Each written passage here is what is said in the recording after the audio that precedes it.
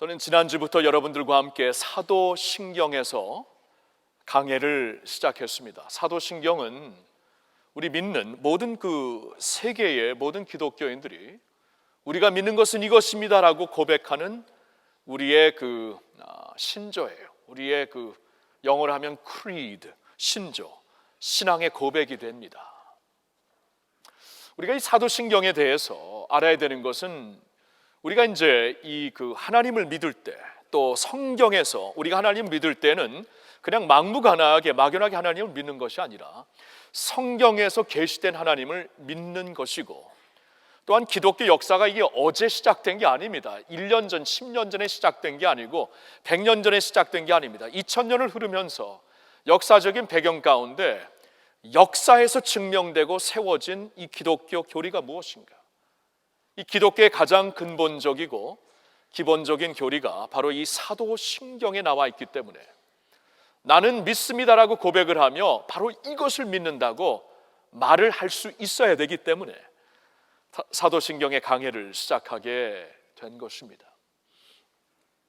여러분, 믿음에는 내용이 있습니다. 내용을 알아야 됩니다. 그래야 내가 믿음 안에서 확고하게 설 수가 있어요. 어려움이 닥칠 때 그 믿음을 그래야 붙잡을 수 있고, 사이비 이단들이 우리를 공격할 때 그래야 물리칠 수가 있습니다. 그래야 우리가 내가 믿는 것이 무엇이다 라고 사람들에게 전해줄 수 있고, 우리 자식들에게도 자손들에게도 알려줄 수가 있는 것입니다. 내용을 알아야 돼요. 내가 무엇을 믿는 것인가. 그 내용을 알고 우리는 확실하게 선포를 해야 됩니다. 왜냐하면 우리가 믿음을 선포한다는 것, 신앙 고백으로 믿음을 선포한다는 것이 이것이 그냥 순서에, 예배 순서에 있기 때문에 하는 것이 아니라는 것을 제가 지난주에 이 사도신경 서론으로 말씀을 드렸습니다.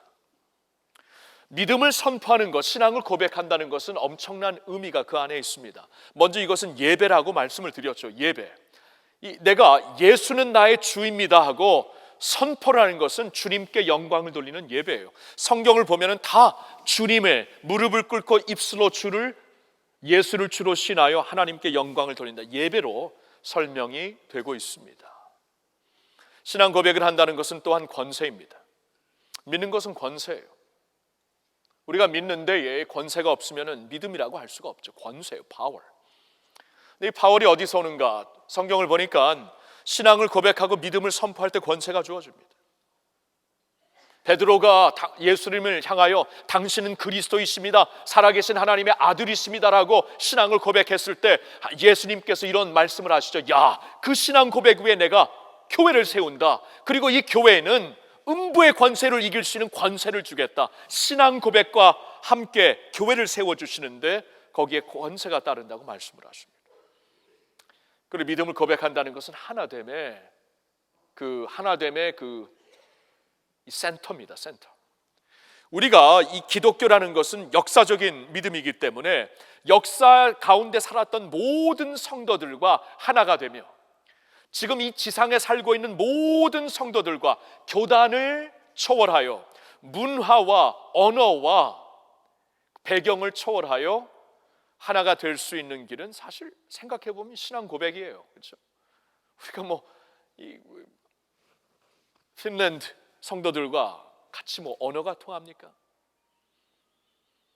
멀리 볼 필요도 없고 이 북한에 있는 탈북한 성도들, 탈북자들 중에서도 믿는 분들과 문화가 달라가지고 어떤 면에서는 거리감을 서로 느끼잖아요.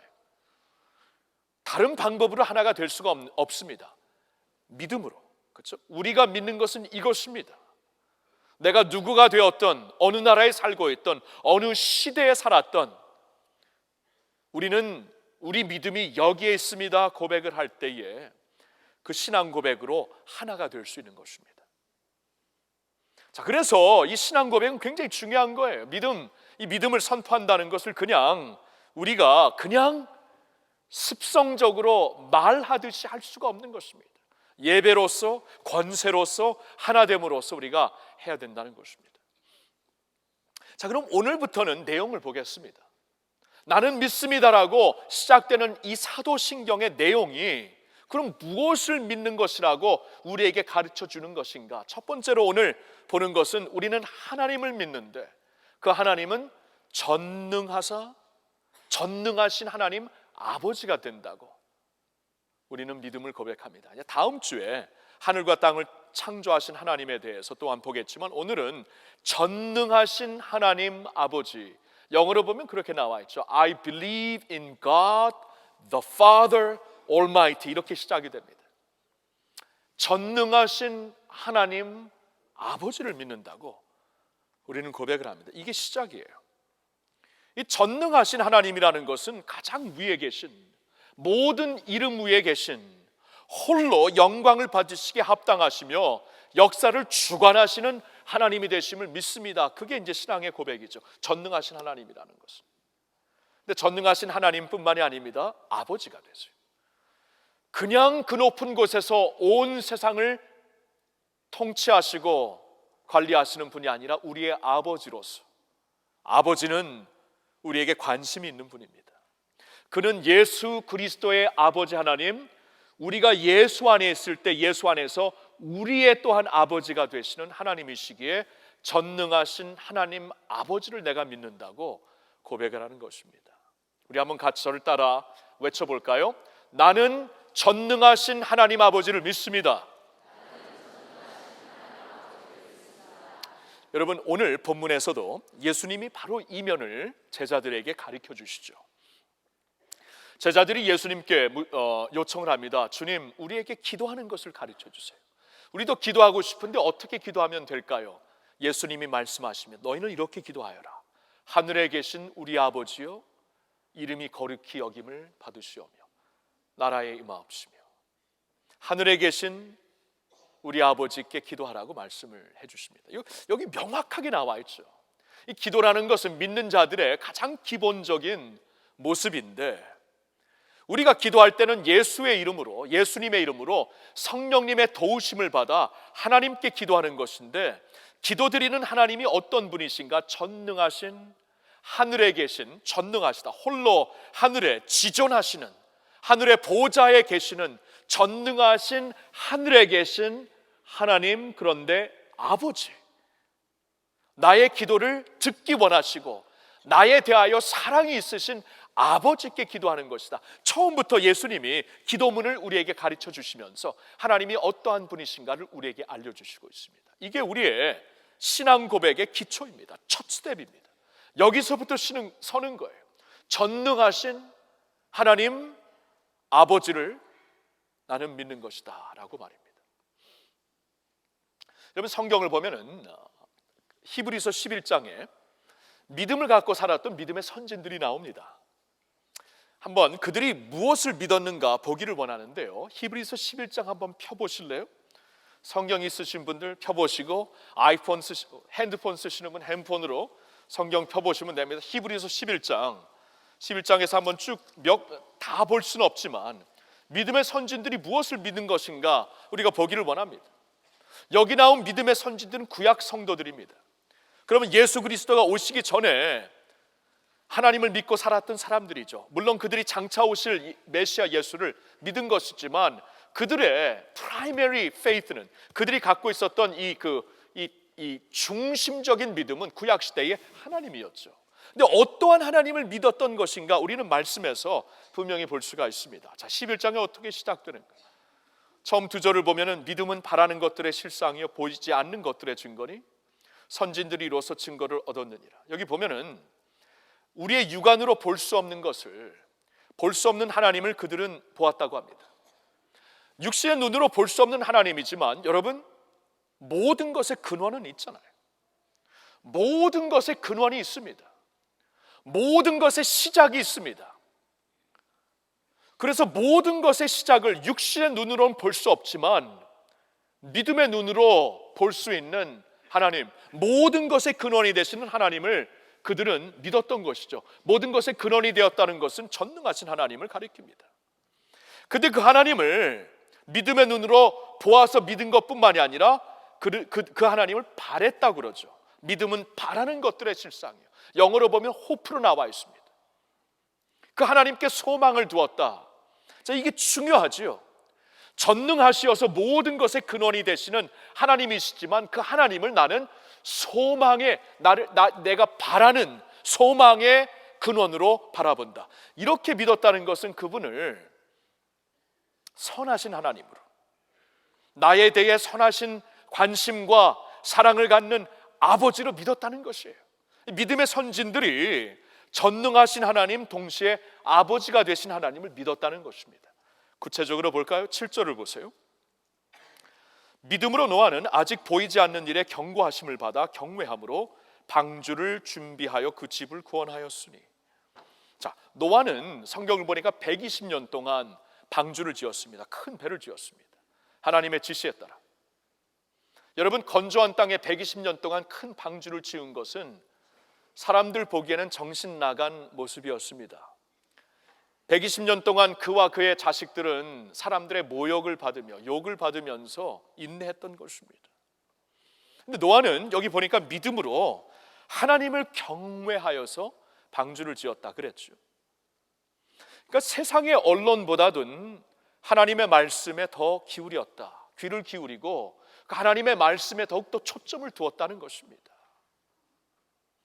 하나님을 전능자로 경외했기 때문에 세상의 언론에 따라 살지 않고 하나님의 음성에 따라 살았다는 것입니다. 전능하신 하나님. 그러나 그 전능하신 하나님이 말씀하셨기 때문에 방주를 지은, 단순히 그것뿐만이 아닙니다. 그 방주를 지음으로 말미암아 내 집을 구원할 수 있다. 하나님은 지금 나를 구원하시기 위해, 나와 내 가족을 구원하시기 위해 이 말씀을 주시는 것이다. 그러니까 전능자로서만 방주를 지어라 말씀하신 게 아니라 우리를 구원하시고자 하는 사랑의 하나님 아버지로서, 구원자로서 이 말씀을 하신 것이다 라고 그는 믿고 방주를 지었다는 것입니다. 전능하신 하나님, 아버지가 믿음의 대상이 되죠. 8절을 보세요. 믿음으로 아브라함은 부르심을 받았을 때 순종하여 장래의 유업으로 받을 땅에 나아갈새 갈 바를 알지 못하고 나아갔다. 여러분, 성경을 보면 아브라함이 75세가 되었을 때 하나님의 음성을 듣고 자신이 살고 있는 곳에 모든 것을 놔두고 하나님의 지시를 따라 가게 됩니다. 여러분, 그 당시에 본토를, 본향을, 아비의 집을 떠났다는 것은 완전한 모험입니다. 그때는 나라의 국계선도 없었고 본향에 있어야만 자손들이 살 수 있는 터가 주어지는 거예요. 이주를 했다는 것은 엄청난 위험한 모험입니다. 근데 하나님의 음성을 듣고 갔다고 해요. 자, 아브라함에게는 무슨 믿음이 있었냐 하면 하나님이 말씀하시면 순종하라고 주시는 것이다. 전능자의 말씀이라는 확신이 있었어요. 하나님이 말씀하시는데 어떻게 할까요? how가 아니고, 하나님이 말씀하시는데 왜요? why가 아니고, 하나님의 말씀하시기 때문에 이것은 순종의 말씀, 순종하라고 주신 말씀이다. 전능자의 말씀이기 때문에 아브라함은 순종을 합니다.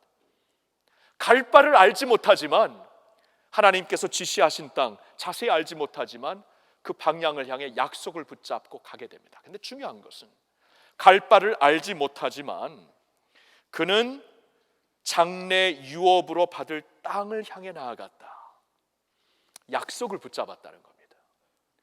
막무가내하게 가라고 말씀하시는 게 아니라 나와 나의 자손들에게 궁극적으로 마지막까지 책임지실 하나님이 유업으로 주시고자 하는 땅을 우리에게 허락하시기 위해, 기업을 허락하시기 위해 가라는 것을 알고 아브라함이 순종했다는 것입니다.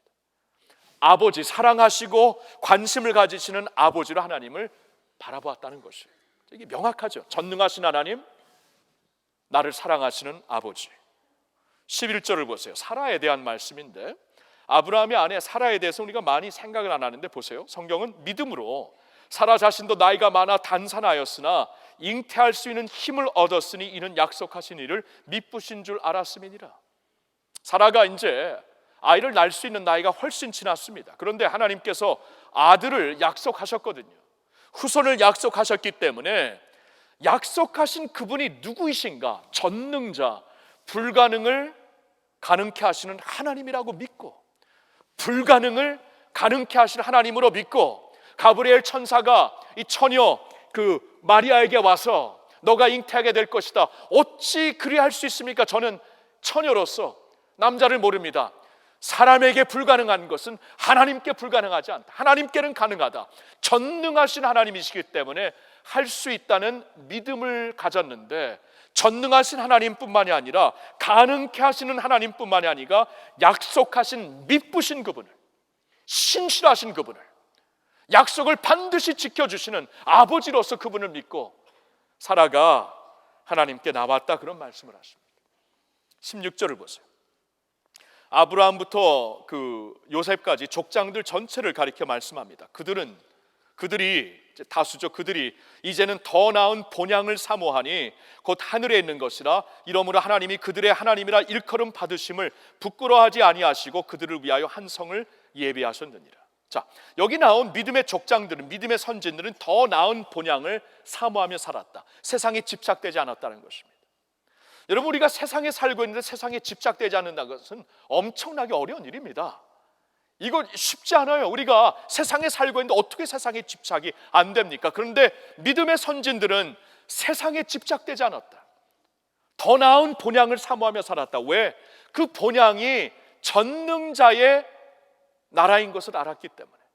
세상은 다 지나가지만 영원히 있을 그 본향 아버지 전능자의 나라를 보았기 때문에, 근데 전능자의 본향뿐만이 아니라 아버지로서 나를 위해 준비하신 나라가 있다는 것을 보았기 때문에, 나를 위해 준비하신 집이 있다는 것을 보았기 때문에 그들이 세상에 살면서 세상에 집착하지 않고 도리어 세상을 축복하며 이기며 살 수 있었다고 말씀을 합니다. 모세의 어머니에 대해서 한번 보실까요? 우리가 생각을 많이 안 하는데 요게벳에 대해서는 23절 보면, 믿음으로 모세가 낳았을 때 그 부모가 아름다운 아이임을 보고 석 달 동안 숨겨 왕의 명령을 무서워하지 아니하며. 여러분, 그 당시에 애굽 왕은 절대적인 정권자였습니다. 왕의 명령을 불순종하는 것은 이건 진짜 목숨을 건 일이었습니다. 근데 여기 보면 모세의 부모가 사람을 두려워하지 않습니다. 사람을 두려워하지 않았습니다. 왜냐하면 그 위에 계신 하나님을 보았기 때문에, 전능자 하나님을 보았기 때문에 사람을 두려워하지 않았던 것이고, 그 전능자가 나와 내 자식을 살릴 수 있는 아버지라는 것을 알고 자신의 그 아들을 하나님 아버지께 맡겼다는 것입니다. 믿음으로. 여러분, 여기 보면은, 이 믿음장을 보면은 믿음의 선진들이 하나같이 그러한 하나님을 믿었어요. 전능하신 하나님, 동시에 아버지가 되시는 하나님, 이 하나님을 그들이 믿었기 때문에 믿음의 선진들이 된 것입니다. 전능하신 하나님 아버지. 자, 오늘 그러면 이것이 우리 신앙 고백의 첫 번째 요소라면, 우리도 또한 하나님을 믿는다는 것은 전능하신 하나님, 그리고 동시에 아버지가 되시는 하나님으로 믿어야 되는 것인데, 이러한 하나님을 내가 믿게 될 때에 우리의 삶에 엄청난 임팩트가 임합니다. 우리의 예배의 임팩트가 임하고, 우리의 기도의 임팩트가 임하고, 우리가 하나님을 피난처로 삼는, 하나님을 의지하는 그러한 마음에 엄청난 임팩트가 임하게 되어 있습니다. 자, 이것이 그래서 중요한 것입니다. 이 하나님에 대해 내가 확실히 믿고 붙잡아야 되는 것이 우리의 예배와 기도와 또한 하나님을 피난처로 아는 우리의 삶이 여기에 이렇게 비롯되기 때문입니다. 첫째로 예배를 볼까요? 우리의 예배, 하나님을 향한 진정한 경배와 기뻐함이 넘치게 됩니다. 여러분, 예배가 무엇인가? 성경을 보면 예배에는 이 두 가지 요소가 항상 같이 갑니다. 경배와 기뻐함, adoration and rejoicing이 같이 갑니다. 경배와 축제가 같이 갑니다. 경배라는 것은 엎드려 절한다는 뜻이죠. 이게 예배입니다. 근데 성경을 보니까 하나님 앞에 엎드려 절하는 것과 동시에 그 안에서 기뻐하며 감사함으로 축제함이 있습니다.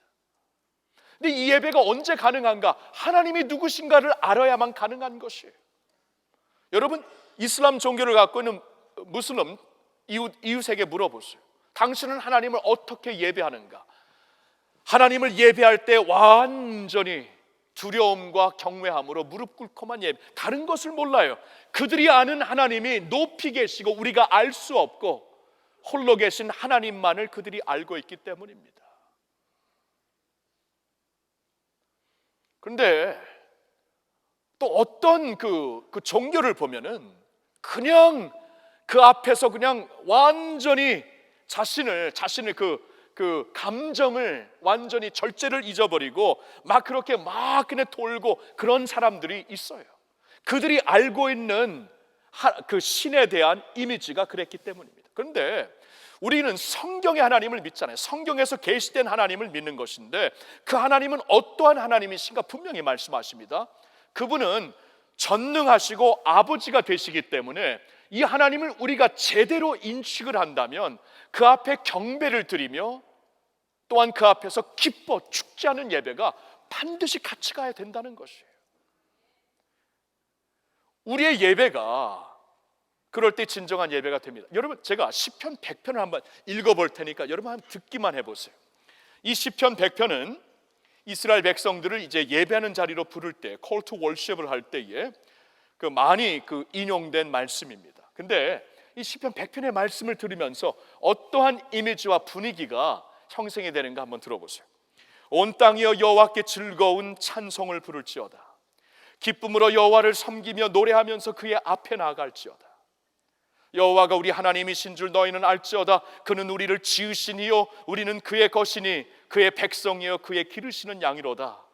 감사함으로 그의 문에 들어가며 찬송함으로 그의 궁정에 들어가서 그에게 감사하며 그의 이름을 성축할지어다. 여호와는 선하시니 그의 인자하심이 영원하고 그의 성실하심이 대대에 이르리로다. 아멘.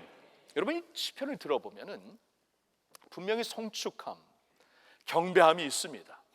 근데 그 안에는 자유가 있고 기쁨이 있고 감사함이 있어요. 여러분, 이 두 가지가 하나님을 예배할 때 우리의 마음속에 같이 있어야 합니다. 다윗이 그래서 하나님께서 내 마음에 합한 자라고 하나님 말씀하신 거예요. 다윗은 있잖아요, 하나님을 경외하는 사람이었습니다. 그러나 동시에 하나님 앞에서 자유하며 하나님 앞에서 뛰며 춤추며 찬양하는 자였어요. 두 가지가 항상 같이 가게 되어 있습니다. 이게 진정한 예배라고 하나님은 말씀해 주시고 있는 거예요. 자, 그러면 묻습니다. 여러분, 예배를 어떻게 드리시나요? 여러분, 혹시 예배 드릴 때 너무 경직된 게 아닙니까? 왜 이렇게 얼굴이 심각하세요? 우리가 경직되면서 예배할 수가 있어요. 아버지라는 것을 잊어버려요. 우리의 모습을 다 알고 우리를 그대로 사랑하시는 아버지가 되신다.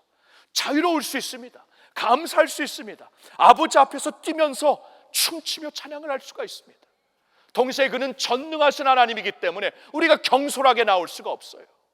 그냥 세상신, 그냥 자유에 있는 신을 섬기듯이 그냥 완전히 자식 절제를 잃어버리고 그렇게 숭배하는 게 아닙니다. 하나님이시기 때문에, 전능하신 하나님이기 때문에 그분 앞에 무릎을 꿇고 그분 앞에 경배를 드리며 홀로 높여 경배 받으시기 합당하신 하나님 앞에 경솔하지 않고 가볍지 않고 온 마음을 다해 드리는 찬양, 동시에 아버지 앞에서 우리가 자유롭게 기뻐하며 감사할 수 있는 그러한 예배, 우리의 삶 가운데서 보여줄 수 있기를 예수님의 이름으로 축원합니다. 예배가 살아야 돼. 예배가 살아야 성령의 기름 부으심이 우리에게 주어지는 것이고, 예배가 살아야 하나님께서 찾으시는 자는 신령과 진정으로 예배하는 자라고 말씀하였는데, 우리의 예배가 살려면은 우리의 예배의 대상이 누구신가를 알아야 돼요.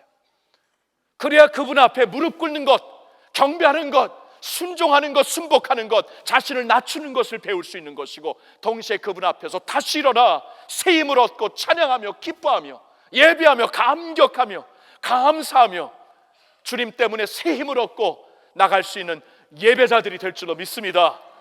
예배가 임팩트를 받아요. 두 번째로 기도입니다. 우리의 기도, 하나님이 누구신가를 알게 될 때 우리의 기도는 달라집니다. 확신과 신뢰함으로 간구할 수 있게 됩니다. 예수님의 포인트가 그것이죠. 너희들은 기도할 때 이렇게 기도하여라. 하늘에 계신 우리 아버지여, 이렇게 기도하여라.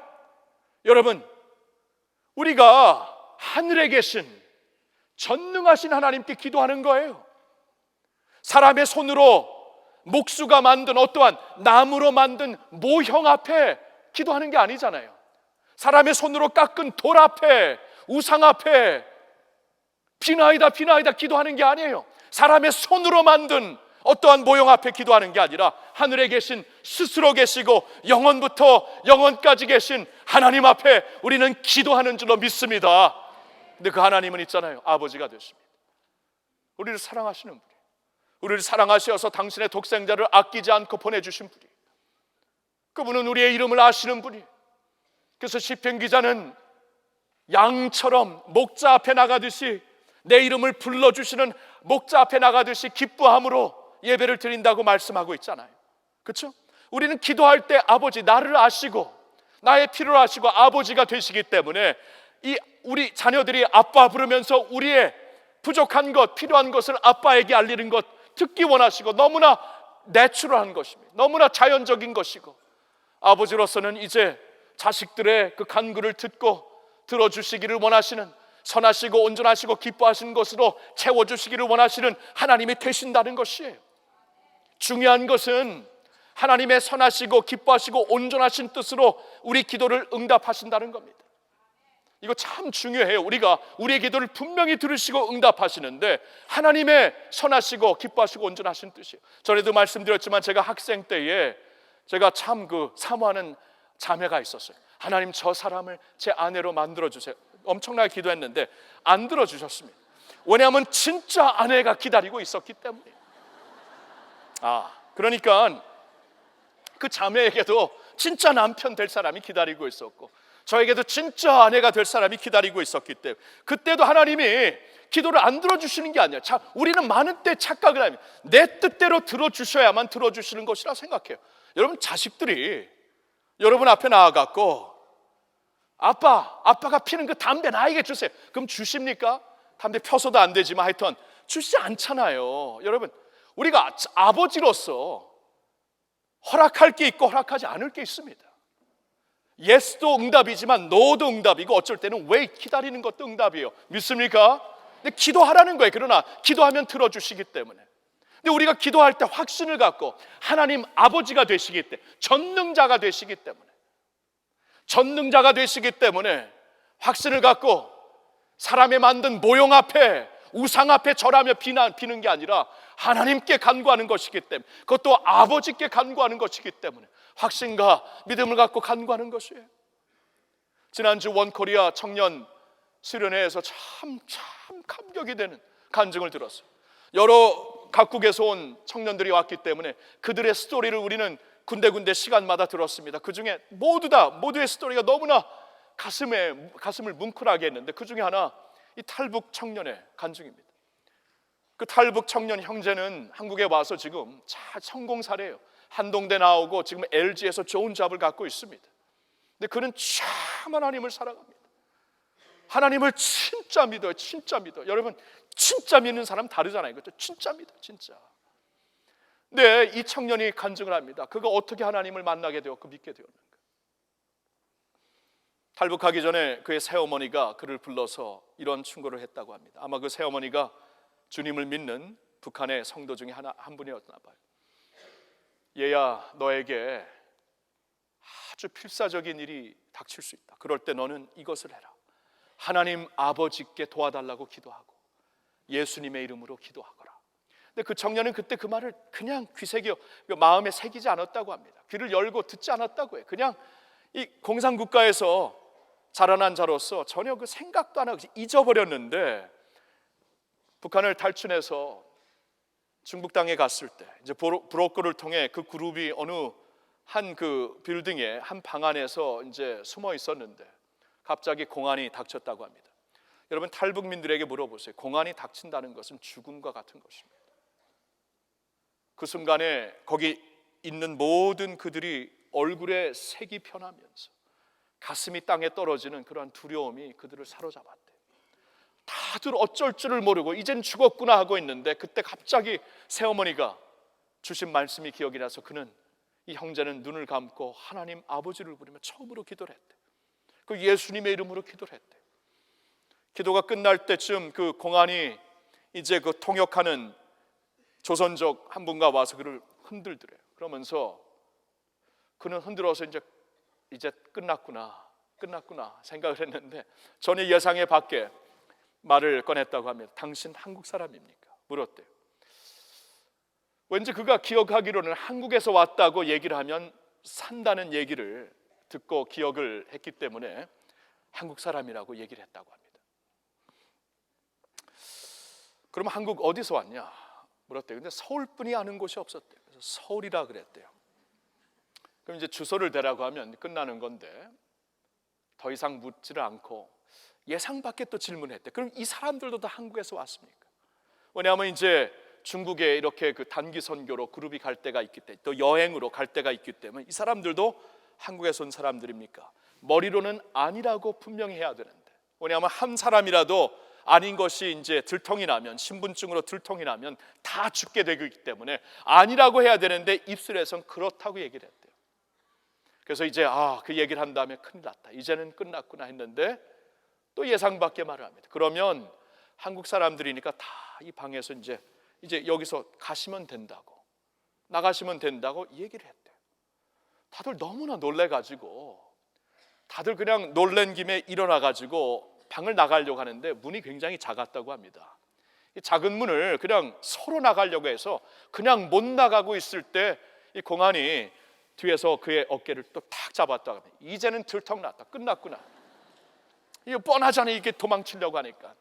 근데 또 예상 밖의 말을 한 거예요. 아니, 한국 사람이면 그렇게 어떻게 나갑니까? 그런 식으로 나가면 우리 공안의 입장이 난처해집니다, 곤란해집니다. 천천히 나가세요. 천천히 나가서 살았대요. 그 청년이 간증을 합니다. 자기는 그때 살아계신 하나님을 만났다. 나는 내 인생에 하나님을 증거하면 나는 분명히 증거할 수 있다고. 너무나 연약한 믿음을 가지고 너무나 연약한 목소리로 하나님 아버지께 부르짖었던 그 기도를 들어서 나를 살려주신 하나님 아버지를 내가 어떻게 부인할 수 있습니까? 나의 인생은 이제 다 하나님의 것입니다. 하나님을 위해서, 하나님을 위하여 사는 것뿐입니다 하고 그는 간증을 하고 있는 것이에요.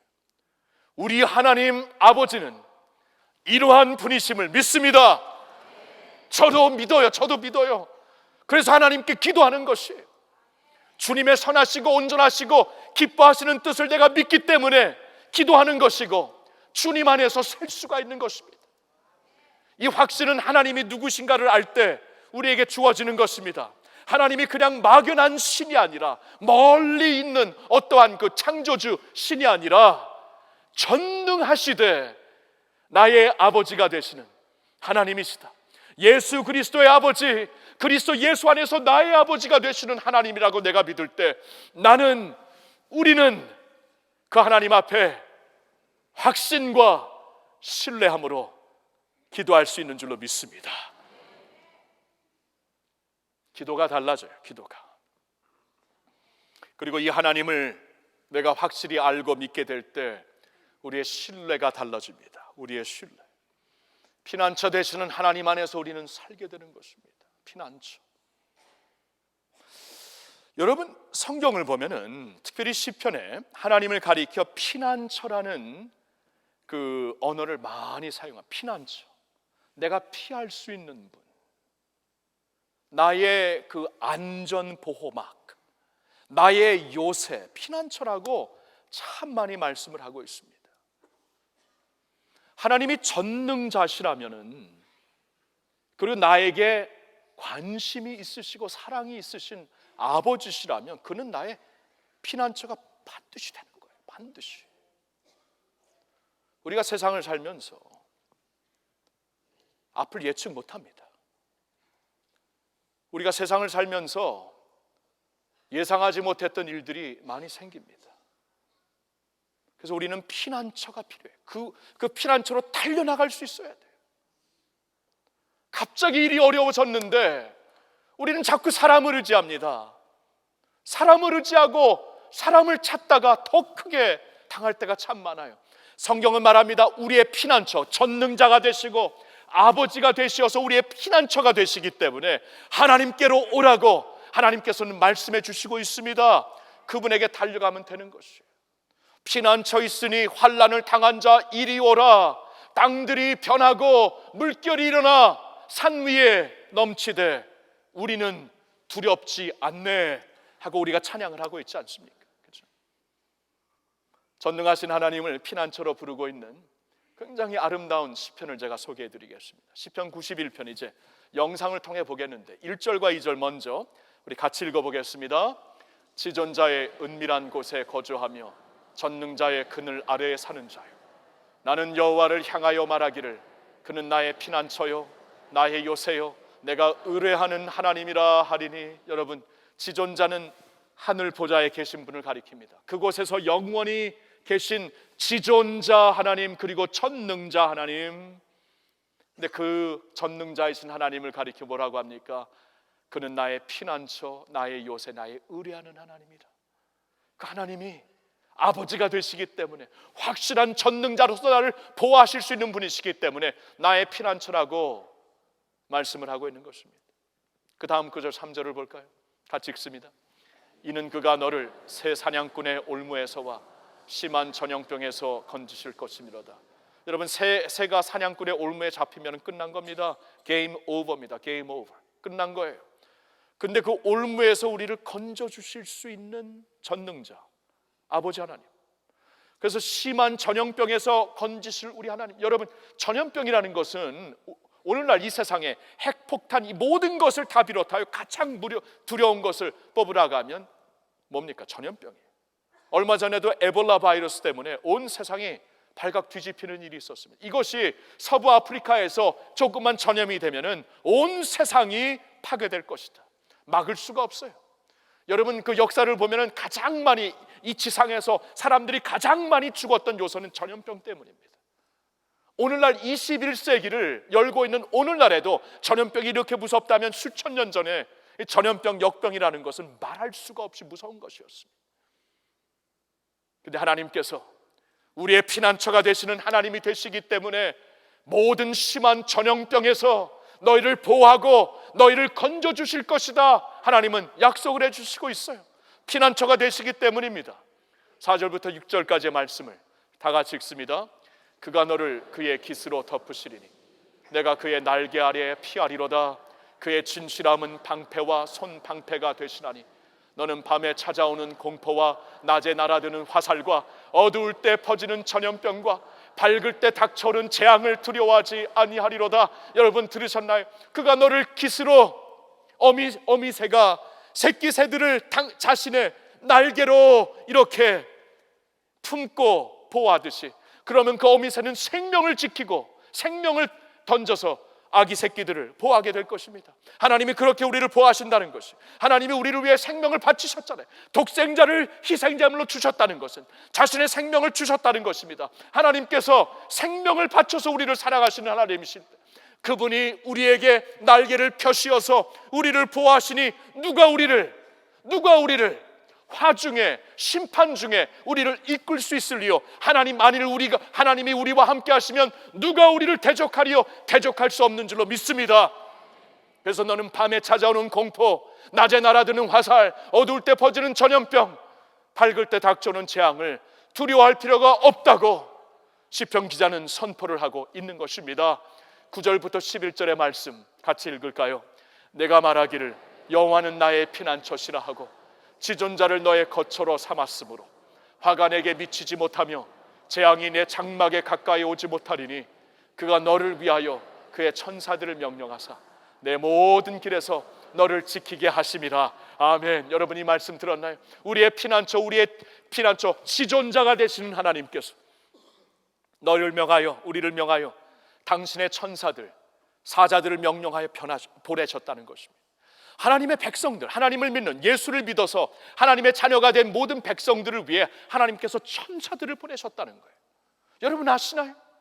하나님의 천사, 천군 천사가 지금 믿는 우리들에게 주어진, 하나님께서 보내신 천사, 사자가 있다는 거예요. 우리를 보호하고 지켜주고 하나님의 은혜 가운데 우리를 이렇게 보살필 수 있는 하나님의 천군 천사가 하나님께서 우리를 위해 보내주셨다는 엄청난 말씀입니다. 그래서 내가 이 세상을 살면서, 언제 화가 임할지 모르는 이 세상에 살면서, 앞에를 예측할 수 없는 이 세상을 살면서도 하나님이 이렇게 우리와 함께 하시고 하나님의 천사, 사자들을 보내어 우리를 지켜주시고 있기 때문에, 우리의 피난처가 되시고 있기 때문에 우리는 이 세상에서, 두렵고 어두운 이 세상에서도 담대하게 살 수 있는 줄로 믿습니다. 우리 자녀들, 여러분 군대로 보내시고, 우리 자녀들 유학을 보내고, 여러분 우리 부모가 같이 갈 수 없는 그러한 상황 가운데서도 하나님이 너와 함께 하시면, 하나님이 너와 함께 가시면은 이 부모, 이 애비보다도 하나님께서 너를 더 지켜줄 것이다. 그는 주무시지도 졸지도 아니하시는 하나님이 되시기 때문에 너의 출입을 지켜주실 줄로 믿습니다. 이게 지존자 전능자 그분을 아버지로 알고 있는 우리에게 주시는 하나님의 약속이 된다는 것입니다. 사랑하는 성도 여러분, 그러니 땅이 흔들리고 물결이 일어나 산을 덮을지라도 피난처 되시는 하나님으로 말미암아 여러분 두려워하지 마시고, 그리고 어려움 속에 있다면 사람들에게 뛰어가지 마시며 우리의 지존자, 우리의 피난처 하나님께 달려가실 수 있기를 예수님의 이름으로 축원합니다. 우리 이렇게 선포하면서 끝냈으면 좋겠습니다. 이 믿음은 선포하는 것입니다. 오늘 우리는 전능하신 하나님 아버지를 믿는다고 했으니까 우리가 이렇게 전능하신 하나님 아버지를 나는 믿습니다 2번 외치고, 세 번째는 전능하신 하나님 아버지를 우리는 믿습니다. 우리 크게 외치면서 오늘 예배를 마칩시다. 전능하신 하나님 아버지를 나는 믿습니다. 다 같이 시작. 전능하신 하나님 아버지를 나는 믿습니다. 다시 한번. 전능하신 하나님 아버지를 나는 믿습니다. 세 번째, 우리 전능하신 하나님 아버지를 우리는 믿습니다. 아멘. 아멘. 하나님께 영광을 드립니다. 할렐루야. 땡큐.